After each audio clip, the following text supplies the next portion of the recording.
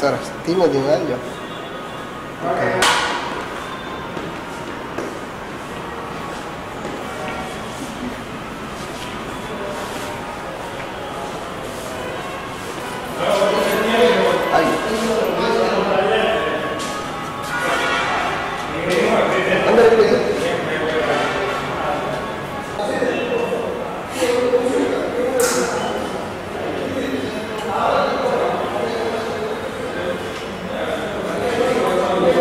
આ બાબતે યશવી કે જેની ઉંમર 2 વર્ષ અને 7 માસ એવી હતી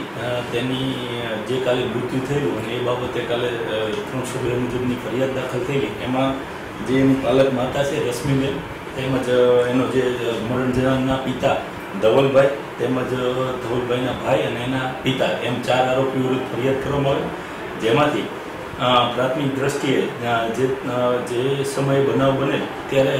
રશ્મિ જેની મરણ જનારની પાલક માતાની હાજરી હોય અને તેના માર મારવાથી તેમજ બાળકીને પછાડવાથી તેનું મૃત્યુ થયેલાનું તપાસમાં ખુલેલ હોય, જેથી ગઈકાલે 22:00 વાગે રશ્મિબેનને સદર ગુનાના કામે ધરપકડ કરવામાં આવેલ છે અને તેની હાલ પૂછપરછ ચાલુ છે. જે ધવલ છે, જે રશ્મિની સાથે લિવિંગ રિલેશનશીપમાં રહે છે, તે મૂળ સુરતના છે અને સુરત જે હાલના આરોપી રશ્મિબેન છે એની માતા જે અત્યારે મરણ જનાર બાળકીને ત્યાં માલિશ કરવા આવતી હતી, એટલે છેલ્લા 2 વર્ષથી આ જે રશ્મિબેન અને ધવલભાઈ બે સંપર્કમાં આવેલા અને ત્યારબાદ લગભગ 4 મહિના પહેલાં એટલે કે 13 ઓક્ટોબર 2018ના રોજ એ બંને સાથે ભાગી ગયેલા.